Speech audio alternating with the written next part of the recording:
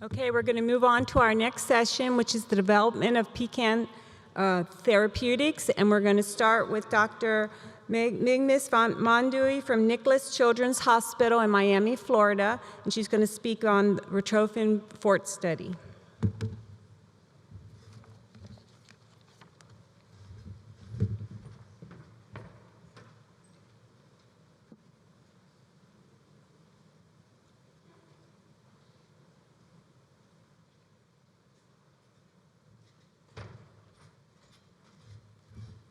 Good morning.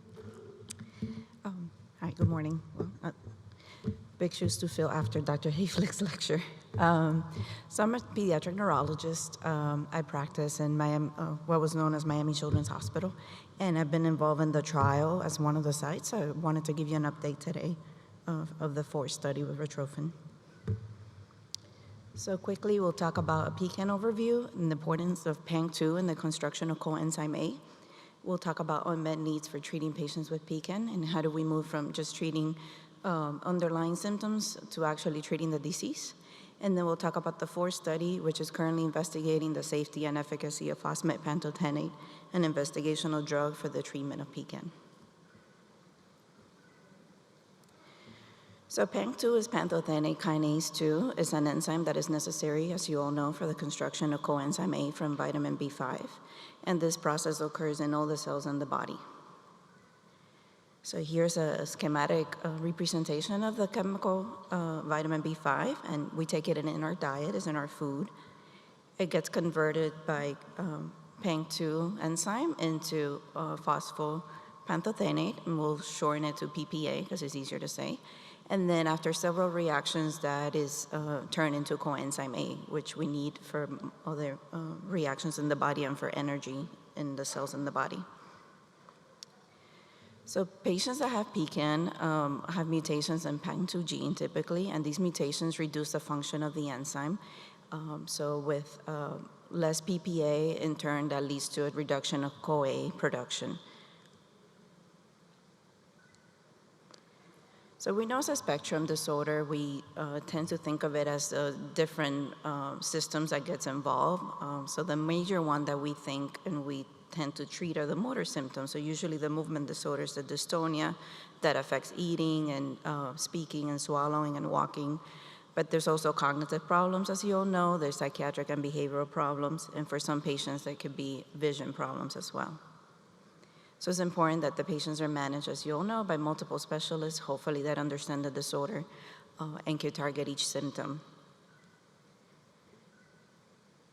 So currently the treatment is based upon alleviating the symptoms. So we tend to focus on how do we treat the dystonia, how do we treat the spasticity, but we really want to move forward and try to work on how do we treat the disease, the underlying disease.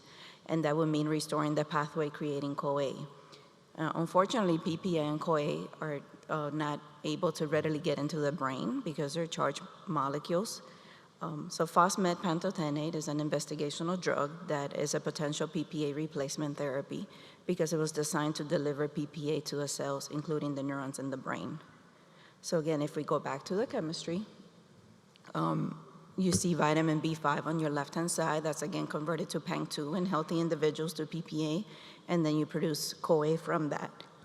So patients that have PKAN have, again, a mutation in that enzyme, and those function as well. So you have decreased PPA and decreased CoA in turn. So phosmet-pantothenate basically replaces the product of that reaction. So it's chemically slightly different from PPA, and it's designed on purpose that way so that it could cross a blood-brain barrier and it could get into the brain. And then potentially then that would restore that chemical pathway and lead to CoA increased production. So the FORT study stands for phosmet-pantothenate replacement therapy. It's a study by Retrophin. Phosmet-pantothenate was granted fast track designation by the FDA and an orphan drug designation by the FDA and the European Commission. The FORT study is a clinical trial that's investigating, again, the safety and efficacy of phosmet for patients with PKAN. The first 24 weeks of the study is a double blind. That means that neither the patient, nor the caregiver, nor the physician that's in the study know whether the patient's getting placebo or the actual compound. And so far, it has enrolled 82 patients. The ages are 6 to 65. So about 2/3 are adults, 1/3 are pediatric patients in both North America and Europe. And after the study concludes, all the patients will have the opportunity to enter an open label extension study up to 276 weeks, so that's up to 5 years right now. During the open label portion of the study, all participants will receive investigational drugs, so there won't be anyone else on placebo at that point. So we started enrolling patients back in September 2015. By December of 2018, we completed enrollment, so all the patients that were going to be in the study were fully enrolled. 11 patients in North America and 71 patients in Europe, so our European counterparts really beat us to this. And we're expecting to have sometime in the fall of this year to have completed the double-blind portion of the study and then to have actual results that we could look at and make public. So this is a schematic of all the sites that are in the United States. So you can see several sites. So we had 9 in the US, 2 in Canada, and 9 in Europe. And those are all the name of the investigators in the United States that have been involved. And the way we're measuring whether the medication is working or not is using this particular scale called the PKAN ADL scale. ADL stands for Activities of Daily Living. And this was a scale that was developed by Retrophin and is specific to PKAN. It's adapted from another common scale that they use for Parkinson patients. And this is really the primary endpoint. So this is what we're looking at in terms of determining effectiveness for the medication. And we really want to thank a lot of the families because I know many of you might have been involved in developing the scale and giving feedback, including families and experts on how to go forward with this. So you see all the different components that it measures: speech, chewing, swallowing, drooling, writing, dressing, walking, falling, etc. And under each category, it goes from 0 to 4, meaning 0 is no problems at all, and a 4 is the most severe. And there's specific criteria for what constitute each number. And in total, it ranges from 0 to 48. And that's what we're measuring in patients. We're measuring that at baseline, at every visit, but really looking at the first visit before they go into the medication, and then at week 24, how that compares. So in summary, PKAN is a disease that's caused by the disruption in the PANK2 enzyme. It's responsible for making coenzyme A in cells throughout the body, including the brain. Current therapeutic approaches only target the symptoms of PKAN and not the underlying disease. So ingesting PPA or CoA doesn't necessarily work as well because it's hard for those compounds to get into the cells, particularly in the brain. Phosphate-pantothenate is an investigational drug that was specifically designed to get into the brain and into the cells by blocking those charges on PPA, making potentially a replacement therapy. And the 4 trials exactly looking at that is completed enrollment. And we should have results of the first 24 blinded portion of the study, hopefully sometime this fall, this year, that we should be able to share readily with the community, and likely will be presented at a medical conference shortly after that. Thank you. Any questions?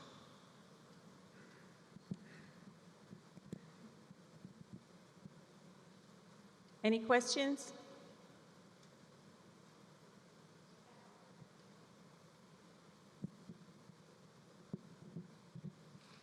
Good morning. Good morning. Am I too loud? Okay, my son has PKAN, and we were invited to participate in the study and chose not to. It was a very hard decision because he's been on deferapron for many years. If the results of your study this fall are very positive, you're going to continue it for another 5 years. But if everything is good, when would it be available to other people? Okay, so that's a great question. So the reason why we're continuing the open label, obviously the results are steady. Retrophin plans to submit that to the FDA in 2020, and then however long it takes for FDA approval. So the open label part is really to make sure that the patients that are already getting into the study continue to receive it until the drug is commercially available, and then you could get it like a regular medication.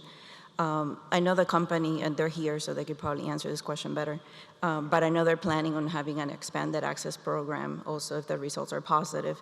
So other patients that were not necessarily in the original study then could get it through the expanded access program until it becomes commercially available.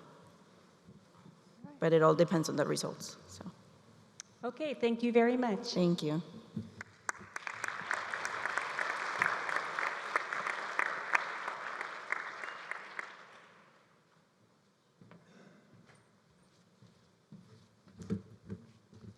Now we'll be hearing from Dr. Suzanne Jackowski from St. Jude Children's Hospital on CoA Therapeutics. Susie?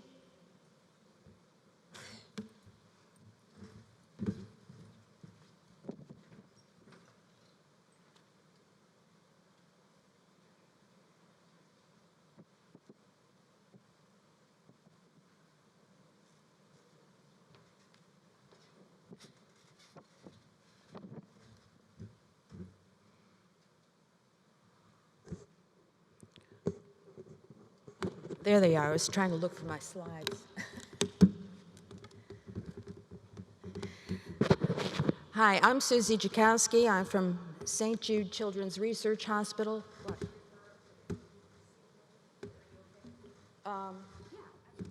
you. That's great. I'm short. And I had the privilege of speaking to the PKAN families earlier this morning in our workshop.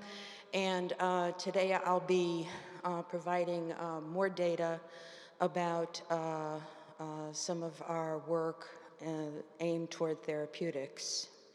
I work at St. Jude Children's Research Hospital, and I've been working in the area of coenzyme A, the regulation of coenzyme A, since I walked in the door at St. Jude in 1980. I've been working on it for decades, and then when Susan Hayflick and the Oregon group discovered the PKAN2 mutations as causative for PKAN disease, they were gracious enough to invite me to the first family, well, my first family conference, and since then I've been working toward the goal that we're getting much closer to today. So, as you know, PKAN is caused by mutations in the PKAN2 gene, and this is just an illustration of the protein and all the various mutations that have been identified as of 2 or 3 years ago that are causative in the disease. And they're indicated by the circles along the ribbon, and the larger the circle, the more frequent the mutation. And this data was compilated by St. Jude, and it's available publicly if you go to the website that's indicated there. It actually is designated as PKAN for pediatric cancer. And this came out of the Pediatric Cancer Genome Project that St. Jude undertook. And while they were mapping pediatric cancer mutations, they took the opportunity to map the mutations in several other known rare diseases. And we were fortunate, we benefit from this information.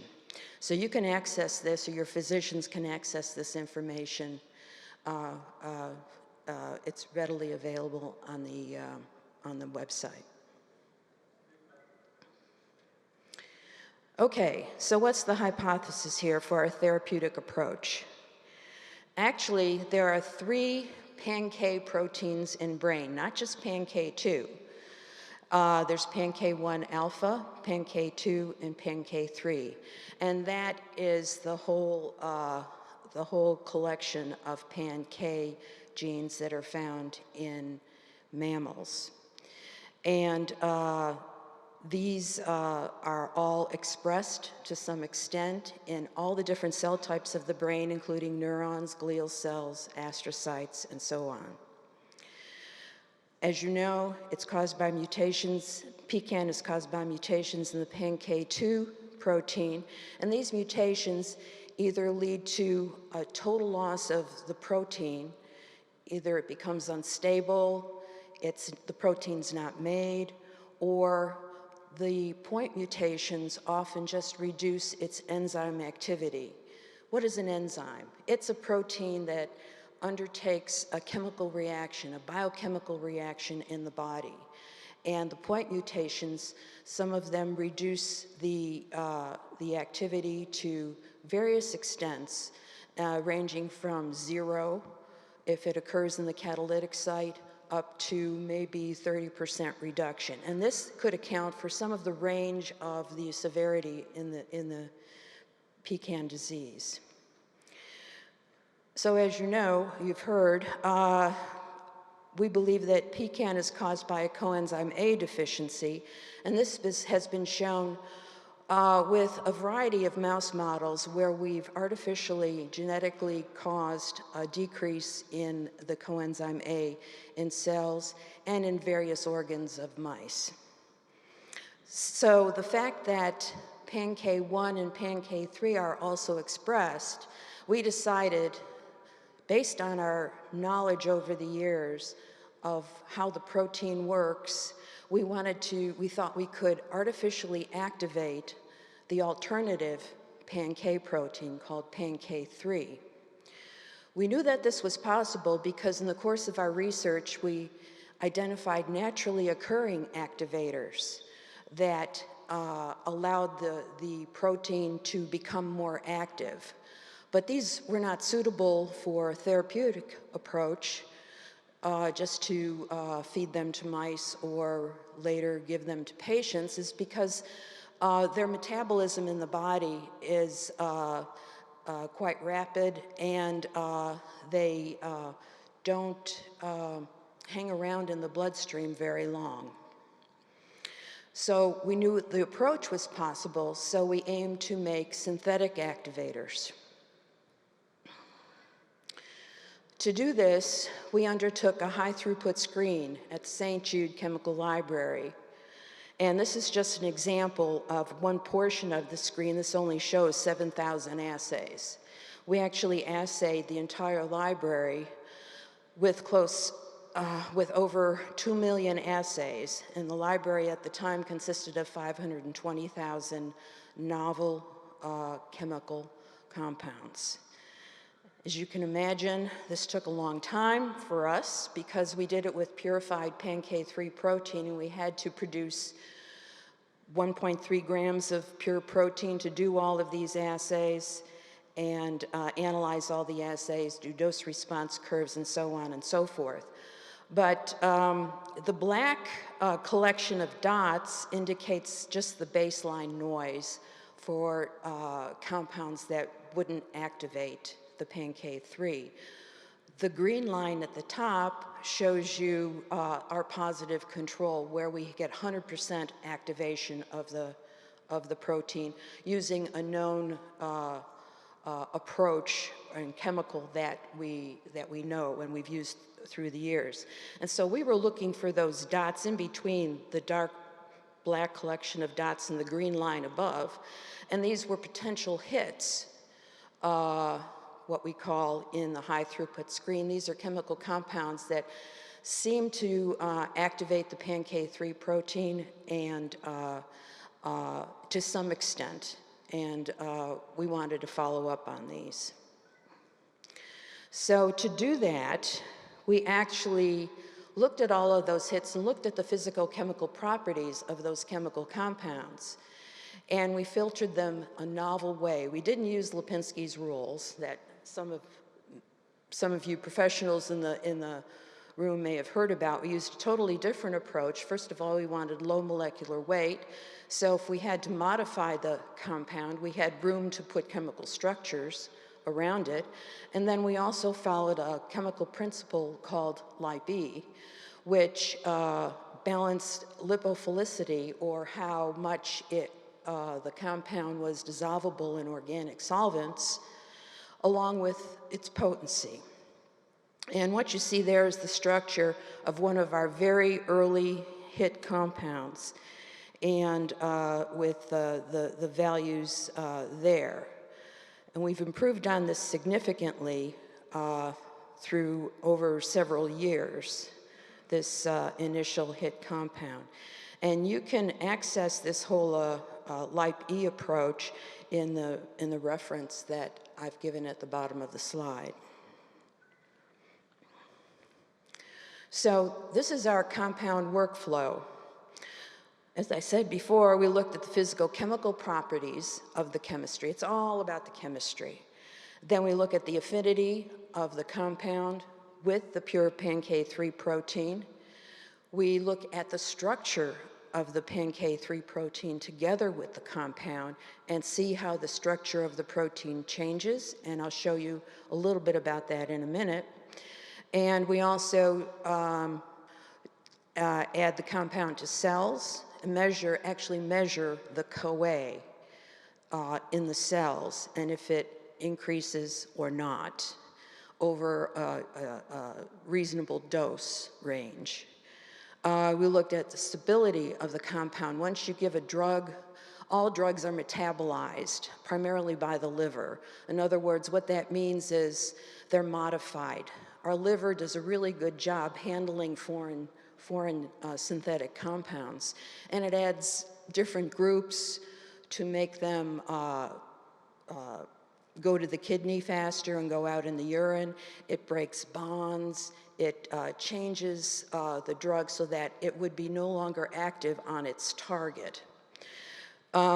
We also have developed a new mouse model where we actually have reduced the brain CoA specifically to a very severe extent, and we treat the mice with the compound to look for efficacy. We look at pharmacokinetics of the compounds. We put them through several safety screens, and right now we are at the point where we are moving 4 candidate compounds into the toxicity studies, the high-dose toxicity studies, in preparation for going to the FDA. So as you can imagine, this is a very labor-intensive workflow, but we are getting down to the line where by the end of the year, we hope to have information on these candidate compounds and whether they are reasonably good to move forward in the first to the FDA and the human safety trial, the phase 1 trial. Okay, this is the PKAN protein. This is actually the PKAN3 protein, and it's actually 2 proteins together. The 2 peptide sequences come together and form, I wish I had a pointer, along this, you see the 2 curlicues in the middle? That forms the dimer interface between the 2 sides of the molecule. You can see that it's symmetric. And what's going on here, I'll explain it as we go, is how the protein moves when it goes through the chemical reaction that happens actually in all cells that are living.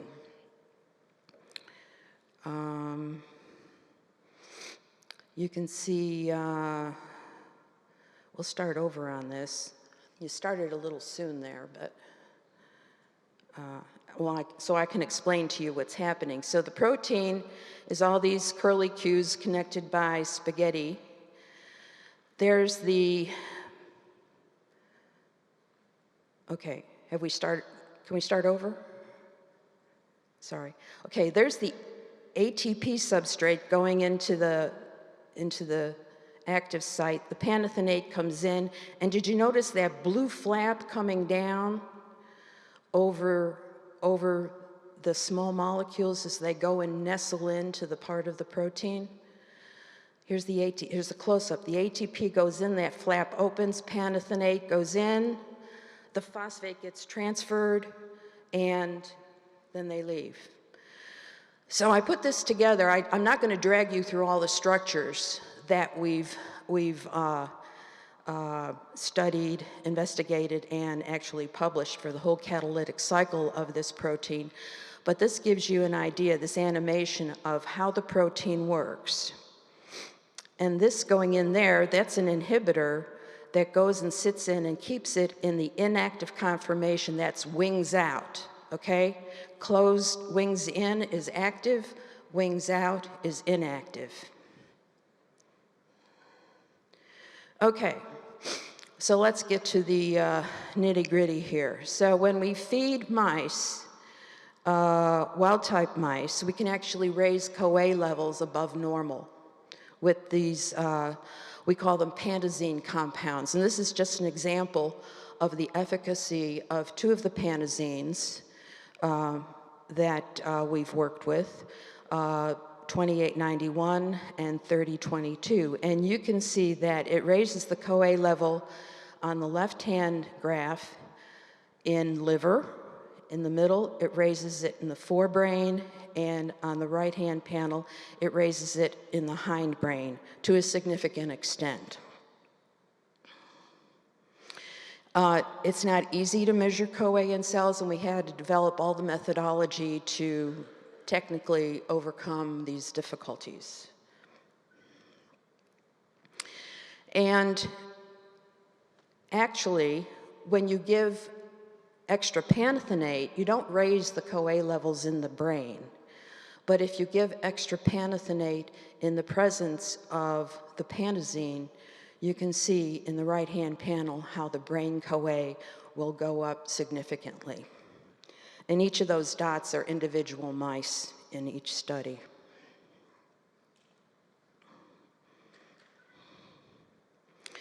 Now, I'm going to talk about the mouse model that we developed. I'm calling this mouse model number 2 to distinguish it from mouse model number 1 that I talked about in the workshop today, which we're using to study more about the pathophysiology of PKAN disease. But this is mouse model number 2, where we've specifically deleted both PANK1 and PANK2 in neurons. And those are largely present in the brain. And you can see here that we've accomplished this. In the brain, you can see PANK1, 2, and 3 are present in the wild type, but 1 and 2 are substantially reduced in the brain. However, the distribution of the PANK proteins in liver looks normal.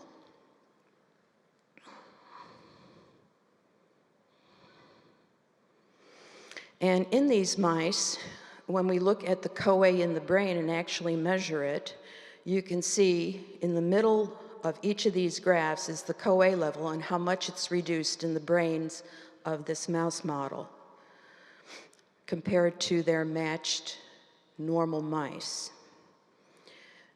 And then when we put the compound 2891 into the chow, we can increase the CoA levels back to normal levels, and they will just eat the chow, and they seem to be fine. The mice are small. This mouse model is a new mouse model, and when we just knock out 1 and 2 in the neurons, this is day 45, the mice are definitely smaller. You can see that there. And that's a littermate control next to it. Now here's where we monitor the body weight, and the black dots represent the smallness, if you will, or the lack of growth of the mouse model. The red dots represent the mice that are on the 2891 chow. And you can see that the growth rate increases substantially. They live a lot longer. The median lifespan of the mouse model is about 52 days, and we've extended the lifespan substantially.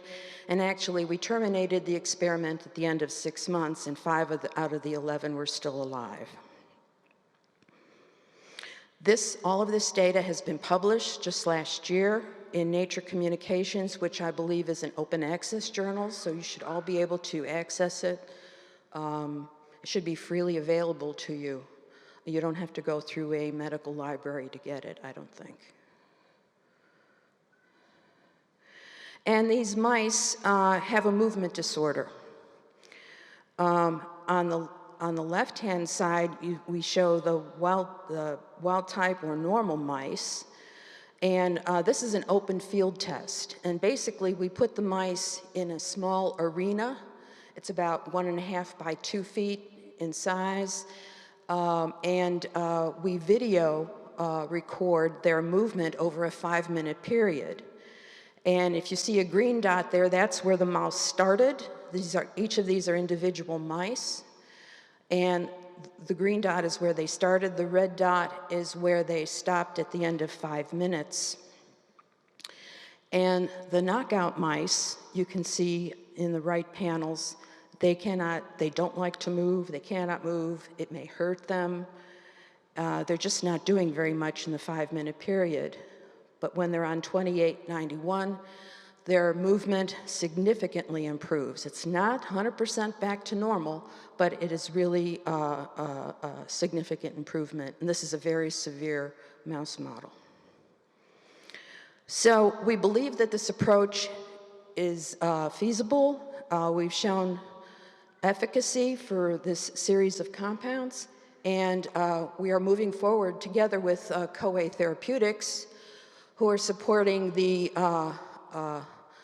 our latest preclinical studies, and we'll be supporting the application to the FDA and moving forward. Now, I couldn't have done this alone.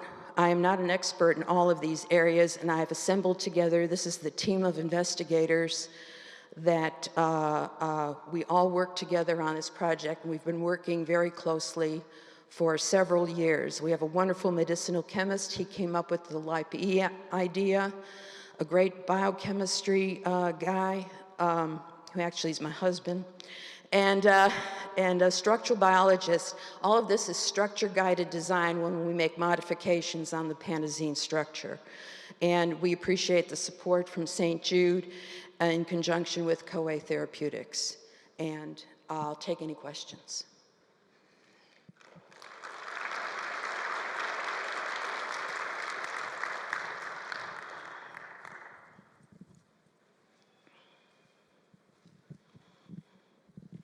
Thank you so much for the presentation. Fantastic work.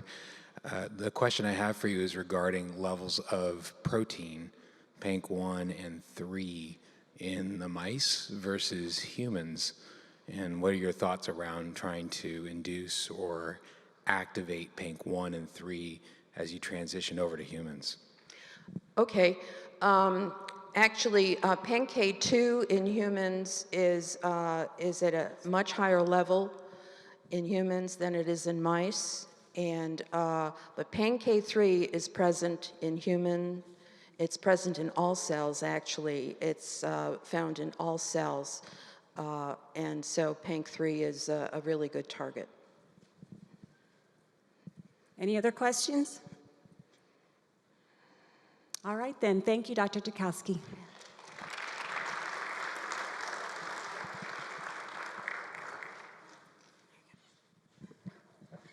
Okay, and I'd like to introduce now our last speaker, Dr. Penny Hogarth from Portland, Oregon, representing the Spoonbill Foundation. And OHSU.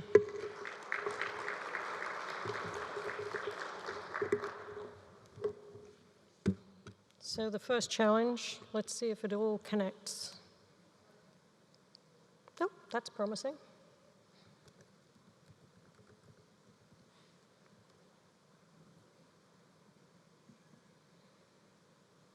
So in our kind of closed, gosh, this is loud, isn't it?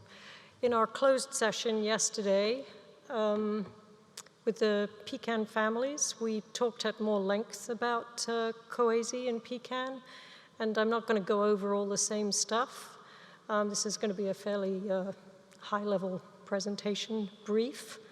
But just to give you an idea, particularly for the people who weren't in the room yesterday or the day before, what we're up to. So I am indeed representing Spoonbill Foundation. I can talk a little bit more about that a little further on, but I'm also an academic physician at Oregon Health and Science University, and this work really has been done at OHSU, so I want to sort of fully acknowledge that I'm from both entities.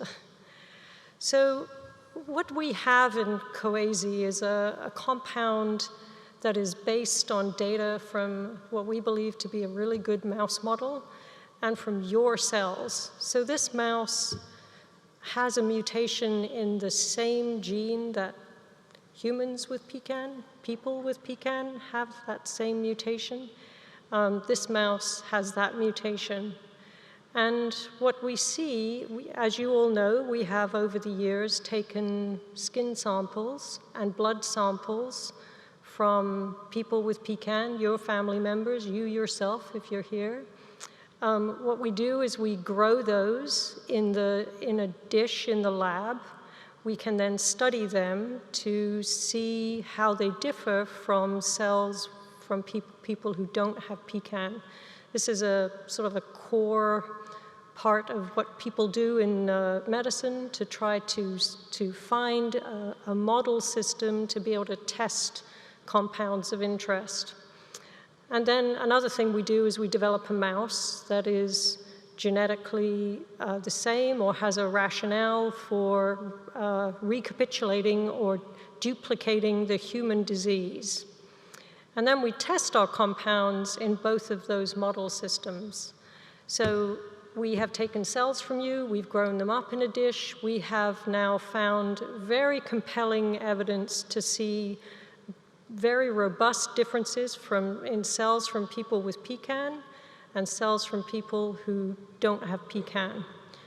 And further, our mouse model, thanks to work really by Su-Young Jong, who you heard from earlier and yesterday, this is really all her work, we find differences in that mouse model, in the brain of that mouse model, and indeed in the blood of that mouse model. And those differences are the same. They parallel between mouse and human cells. That's a really, really important proof of concept. So when you test something in a mouse, you want to be able to see that it also works in human cells, and we've been able to do that. So our compound that we're calling CoA-Z, when we treat the mice with CoA-Z, we see those levels come back to the same levels as a normal mouse who doesn't have the mutation in the PANC2 gene. When we treat the cells, sprinkle CoA-Z on the cells in the dish, we see those same abnormalities in the PKAN cells. We see them correct with CoA-Z. So this is a very compelling story. It is, we hope, soon to be published. It's in a second round of review in a high-impact journal.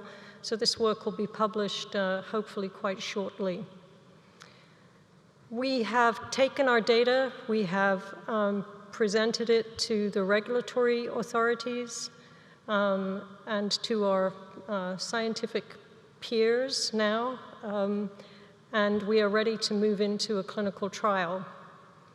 What we have is a study design that is really quite different than most clinical trials. It's a study design that really puts families first. So it is front and center focused on you as a family, you as the person with PKAN. We make it as easy as possible for you to participate in this study. It'll require no long-distance travel to a study center. Everything can be done in your local community, including required blood draws, which we'll arrange. We don't ask for blood too often, a little more often at the beginning of the study, less often as the study goes on. You'll do online and paper assessments. You'll do phone calls with us. There'll be no cost to you to participate in this clinical trial. We've developed a study product that is easy to take. We've experimented with different flavors. We have taste tested in little people and big people. And we finally landed on a strawberry flavored syrup that's going to be delivered to your door. It's a once-a-day dosing regimen, so not multiple times a day. We've got very easy-to-dispense bottles with syringes that this can be taken by mouth. It can go down a G-tube if your child has a G-tube in place. So this clinical trial is going to look very different than other clinical trials that you might have either participated in, heard about, or be contemplating. And finally, another way in which we're different is we are developing this compound very differently than the usual drug development model. So we are using what we would term a socially responsible model of development, where we have formed 2 nonprofit foundations. In the US, this is called the Spoonbill Foundation. Our wonderful colleague Odie Sibon in the Netherlands, who did a lot of the seminal work, who's been a very, very close collaborator all the way through this. She and her immediate colleague there have formed Lepelaar Stichting, which means Spoonbill Foundation in Dutch. Looking over at Annemieke. And this name actually is sort of a cute story how it came about. We were with Odie in the Netherlands and at her house, and she lives by water, and there's a wetlands out of her back door, and she was telling us how much she likes spoonbills. And we were trying to come up with a name for the foundation. The conversation moved on. We ran various things by. And then on the way home from Groningen, where Odie is in the north of the Netherlands, back to Amsterdam to fly home, I realized that Spoonbill starts with S-P-O, Susan, Penny, Odie. So it was sort of sweet that we just had that conversation. She loves spoonbills. They're beautiful birds. One just showed up in Minnesota completely inexplicably. So we're kind of attached to the word. Plus in Portland, there's this theme of if you stick a bird on it, it will succeed. This is something out of the Portlandia show, apparently. And so, so we stuck a bird on it, it cannot fail. So our socially responsible model is to try to do this in a non-profit fashion. As you all know and have been more spectacularly successful and fabulous than we ever could have imagined, we asked you to help us fundraise. You have done so with the most staggering effectiveness. Spoonbill Foundation has donations from everything from a single lemonade stand in Butte Falls, Oregon, to a house that just sold in St. George, Utah, to bake sales, to golf tournaments, to everything you could imagine, personal donations from retirement accounts. I mean, I can't even begin to tell you the astonishing stories that have come in the last couple of years of this foundation being in existence. And astonishingly, we have raised, I think, about $1.3 million this way. I'll pause for applause. It's your applause. And there's more coming. That's what I say. So with these funds, what we've been able to do is a lot of the core science, to do a huge amount of the preparatory work to get ready for the clinical trial. As all of you heard, very recent, just in the last meeting that we had, private meeting we had, we are as ready as we possibly can be to start this clinical trial. We need a green light from the FDA, and that is coming very soon. It is a frustrating time to wait and sit on our hands. We really are running out of things, other things that we can do to be ready. I will tell you all that between the talk 2 days ago and now, I've had another conference with the FDA. All went very well. I think we have a path forward. It's all looking quite encouraging. So,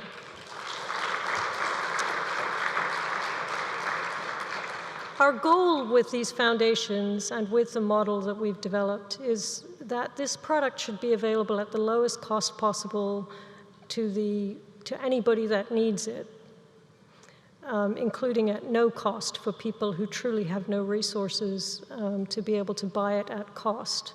There's no profit motive here. We intend to make it available at cost or barely above cost to cover the costs of continued production. but that is where we're heading with this.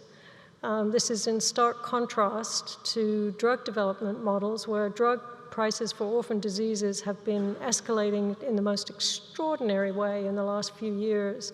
It's something that all of us that work in rare diseases are concerned about. I think the system will break sooner or later, and some rare diseases are going to be left out in the cold, including some of you who are in the room. And so I think that it is in all of our interest to find a different model. This may not work for everything, but we're trying to offer up an example of a different way to do things. I want to acknowledge, first and foremost, you, our patients and families, our amazing team at OHSU. Couldn't do it without any of you. Our colleagues around the world, in particular Odi Subone in the Netherlands, and our funders, which is the NBIA Disorders Association. 3 small grant programs at OHSU helped to fund the seminal work to move this forward, and all of you who have donated directly to us or to Spoonbill Foundation. You're absolutely staggering. One other thing that I will say, I was too superstitious to put this on the slide, but I am now 99.9% confident that we have our NIH funding for the clinical trial that will put us over that 2 million goal. So I think we have everything we need to, including the funding, to get going on the clinical trial. It's pretty awesome. So on February the 7th, the New York Times Magazine had an article about women surfers trying to break into the world of competitive surfing. And they had this photograph on the cover of the New York Times Magazine. This is, I've got to give the credit right. This is, the photographer was Dina Litovsky, and the surfer is somebody called Paige Alms, who's a world-class surfer. We cut this out and put it on our fridge. And it's sort of this touchstone, this place for us to go when the waves are crashing over us, including challenges with the FDA. There's that bruise Susan was talking about. I have to kind of go look at this woman and remember that I am her. I have this focus. I can't be distracted by the fear of the waves, by the noise around me. I gotta keep my eye on the prize and keep going. So that's where we're at. Thanks.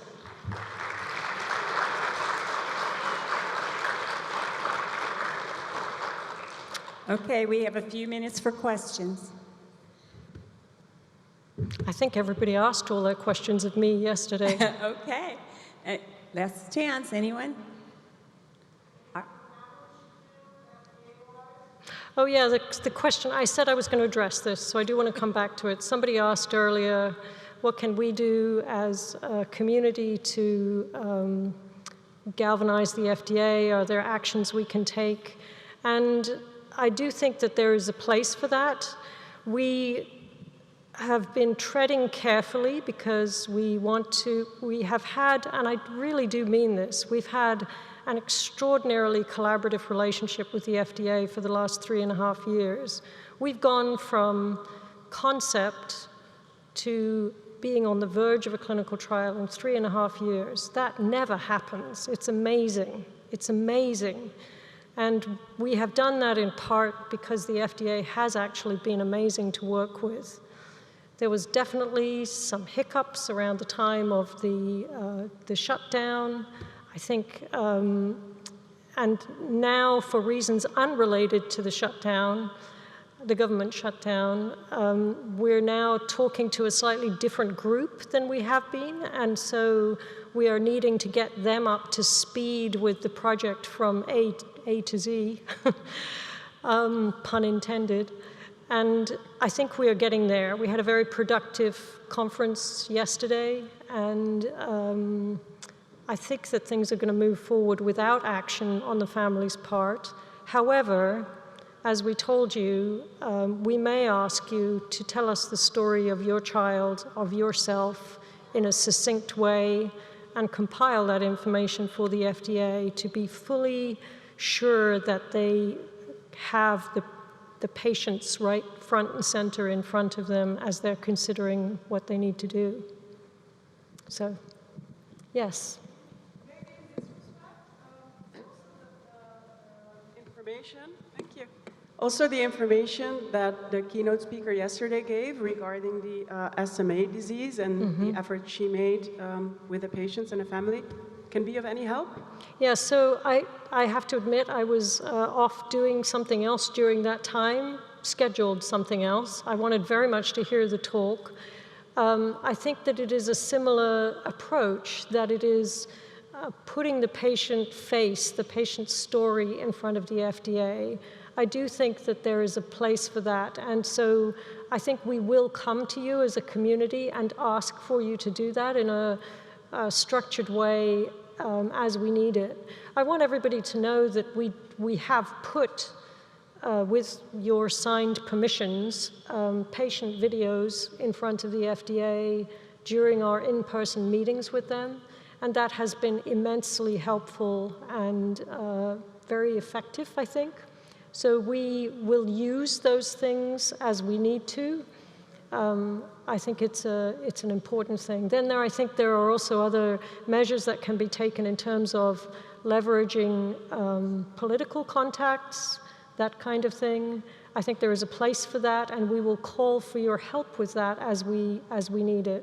I do want to just say, because your face is reminding me, that this is not, currently this is a North American planned trial. However, we are in active planning for the trial to roll out to Europe and to roll out to Australia and to then roll out to other countries. This is not like a distant idea. This is an active, very swift effort to have those things happen. So we are not viewing this as a US-based or a local country, single country effort. It's very much an international effort. And the UK. And the UK. I thought I said that, sorry. So I just want to add one thing, Penny. There is something that families can do. I can hear Arnie, but I can't see his face. Oh, there he is. I'm on the scientific advisory board for another family foundation. That foundation invited FDA representatives to their annual meeting and had a 4-hour session in which those representatives sat in a room like this, listened to patient stories, listened saw the patients. And I can tell you, because I was sitting next to one of the representatives from the FDA who was crying the whole time. So there's a very effective way, in addition to what you're already doing, for the families to directly interact with the FDA.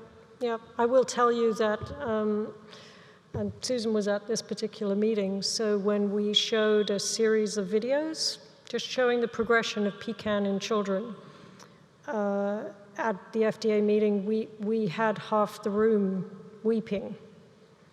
And I think they're kind of uncomfortable on the one hand with that becoming part of the equation, but I firmly believe it has to be a part of the equation. They have to understand what people are up against.